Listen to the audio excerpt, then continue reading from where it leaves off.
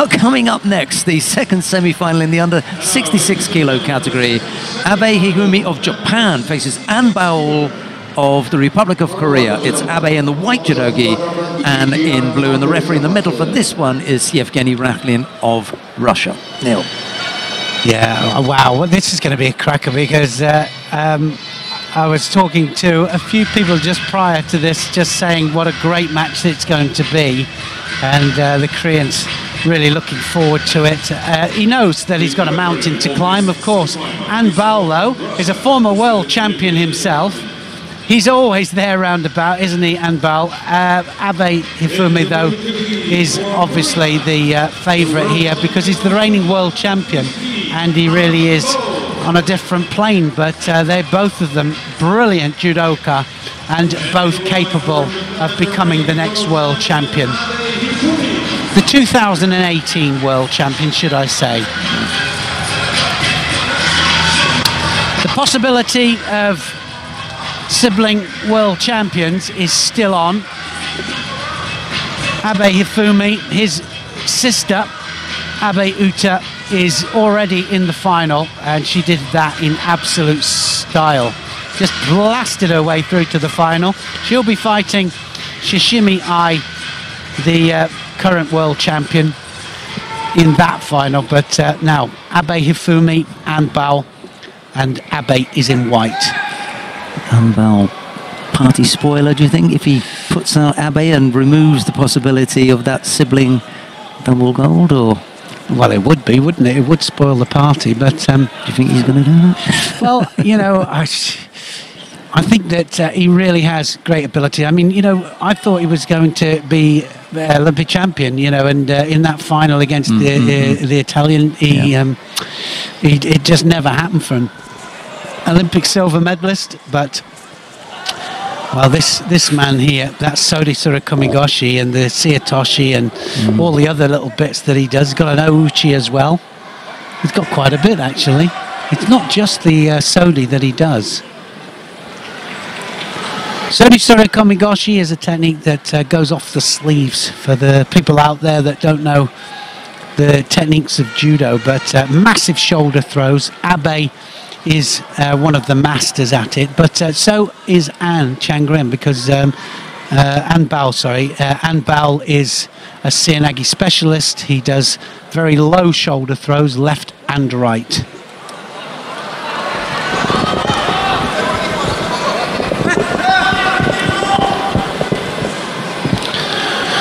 Both receive a penalty, and since Abe has been on the scene, he kind of took everything by storm. And I often wondered, I said, well, you know, what is going to happen when they start to really study his techniques? How are they going to stop him? But he just grinds them down, works at it, and then just readjusts his balance in order that he can make it work. He's starting to climb on top of this now. And it's An Baol that is defending.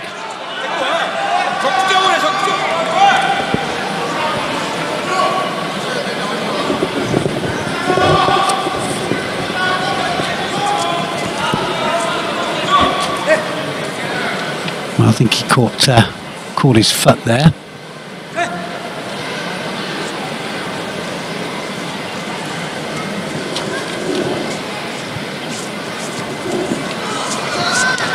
So all about the gripping strategies, how they dominate the sleeve, how they dominate the lapel, in order that they can attack, and that's what a lot of this is all about. One penalty each because they're not gripping up properly.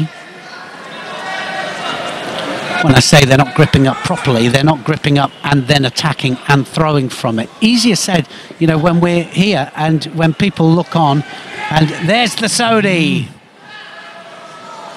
And, well, I was going to say An Baol there, just about a centimetre off the floor.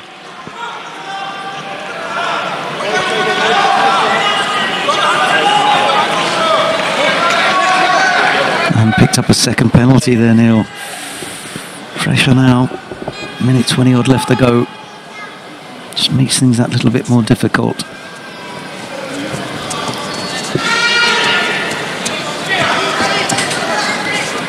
Good ashiwaza there by Abe. Seoinage again by Abe. Now he's got to be careful here. Didn't want to come up there, did he?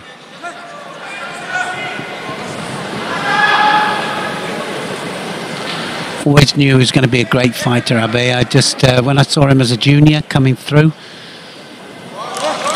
he gets a penalty for grabbing the leg there. 2 penalties each. 49 seconds to go. One mistake by either fighter here could be very, very costly indeed.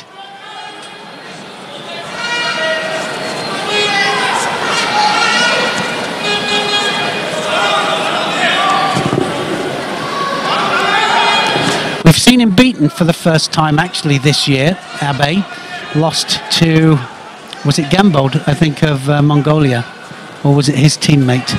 But we saw him lose. It was just in a Grand Prix tournament, and it was the first time he'd lost, I think, in about 3 years. But he's bounced back now. It was just 1 score, it wasn't by a lot, but just showed that he was semi-human. 8 seconds to go. Here we go. Might be going into golden score. It's odd, isn't it, that they should have, you know, racked up 2 penalties apiece. So we've had 4 penalties, but you're on the edge of your seat watching it. So tense. It's tense because, you know, for the people out there, you might think, well, there's no big throws here. We can't see any big throws or any arm locking, strangling or hold downs. But this is a very tactical match. 2 great throwers being very defensive and really stopping the other one from attacking. And it's Abe, if anybody, who is really the threat here, and I think if we see any score, it'll probably be him. What I hope doesn't happen is that it's decided on 3 penalties, which is a disqualification.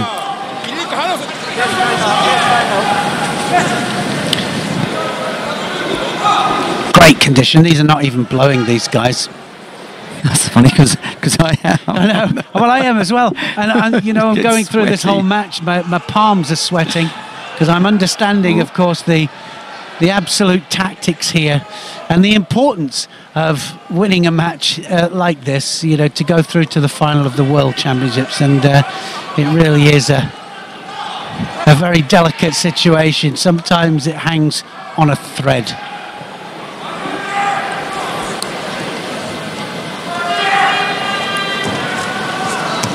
Looking for the foot sweeps there, Abe. Just trying to get An to change his stance. And it's funny because he's fighting a left-hander. Now then, it wasn't quite. Seotoshi there from Abe, and An went onto his front. Remember, the top side has to go onto the floor, and that was definitely too much on to the front. Of course, if it's on the back, it's an ippon.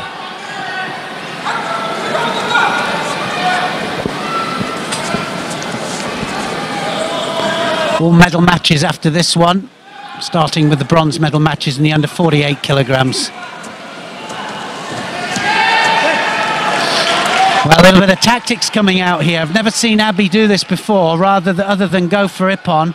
I haven't seen him play. And he's definitely starting to play now for the 3rd penalty for An. So he doesn't mind how he gets to the final as long as he gets there. Good Seoinage there from An.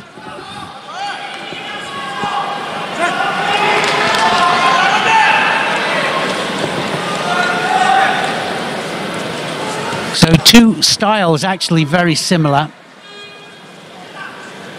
almost cancelling each other out. Ashiwaza again there by Abe.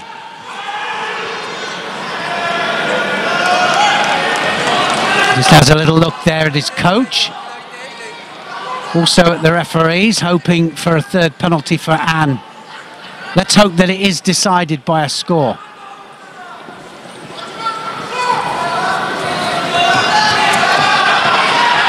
Oh, there it is again! Oh, he almost does it again.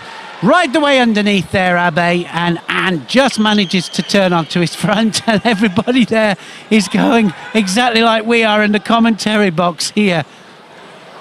Oh, that might be a score. He might have that. Yeah, that's inside, isn't it?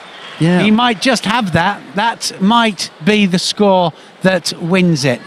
Now, we saw one exactly like this in the Asian Games, but actually it was with the elbow out, and this time the elbow was in.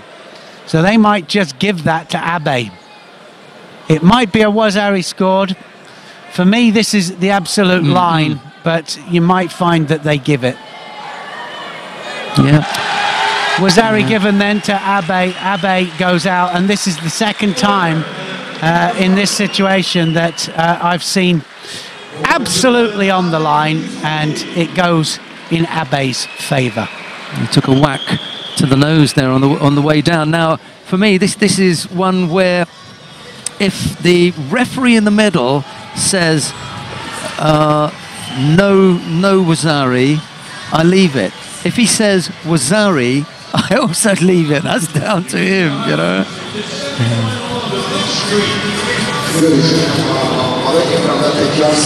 Yeah, no, exactly. Yeah. I think a situation like that, deciding whether he goes through to the final or not, then you have to perhaps have everybody unanimously decide. But yeah, I think certainly with the rules today, it was a score. Yes, I go with that. And there's a point here. You'll see it in the slow motion. If that arm goes down and stays down, and he goes there first, see, it goes under the body, and it's the side that's going along there. It's right on the limit, as Neil says, but for me, I would not go against the score for that. Under the current rules, I would not go against the score. That's a good decision. It is again. Yeah. It is on the limit, but the thing is that they say if the arm's pulled through, if the elbow's out, then no score. But the arm's pulled through, then it is. But anyway, so Abe is through, and the sibling possibility here still on track, and now it's going to be all medal matches right the way through. We're going to start off with the bronzes, and Sheldon will introduce them. The first of the bronze medal matches in the under 52 kilo category. It's an all Brazilian head-to-head. Jessica Pereira goes up against Erica Miranda. It'll be Pereira in the white judogi, Miranda in blue. The referee in the middle for this one is Yevgeny Rakinin of Russia. I think I'm going to put my money on Miranda here.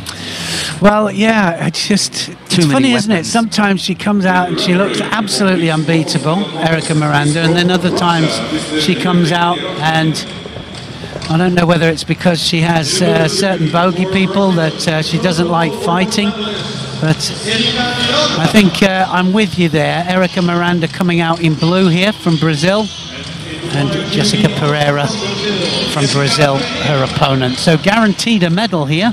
It's more for me to do with Pereira's last contest against Gathen Primo, where she was, fading fast. And I just have the suspicion that she may be carrying some kind of rib injury or something, because she was just, touching that area on the way out and towards the end of the contest and didn't look at her best in the last 2 minutes. Miranda, however, is still full of fire. Well, Brazil versus Brazil. What do you think the coach said to them on the way out? Don't get injured. Yeah. So this is straight away, look at that. She's in there, Miranda, whipped that round the head. And Pereira, she's had to tap out. Yeah. How quick was that? That was just, well, in a matter of seconds, 18 seconds on the clock gone. And Erica Miranda had something to prove there. This was not just a fight for third place in the World Championships, but I think a little bit of a sorting out pecking order in Brazil.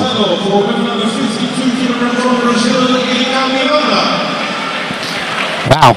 Well, one of the quickest bronze medal matches that we have seen so far. So everything we said turned true, didn't it, then? I just think, that Pereira was a little bit under the weather, to be honest. A tall order to have to come back after that, fight with Primo, and the possibility that she may be of carrying a bit of an injury. She just left there the chin up for a little bit too long, and Miranda snapped that underneath, and there was very little that she could do. Had the leg trapped as well. Yeah, for all the viewers out there, what happened was the strangle with the jacket. Miranda has the jacket, whips it underneath the neck there, and then throws her hips forwards in order to apply pressure to the neck. Has to go underneath the chin, has to be over the throat, and in the end, because of course she can't breathe properly, there she has to submit. So a great submission. If it goes across the face, then the referee will stop it and stand them up. But that really, the transition there from Miranda was superb. Erica Miranda sorting out the Brazilian problem there, and she goes in there to say this bronze medal is mine. But just the fact that the Brazilians had two fighting for third place in the same category was testament to the depth that they have in this category.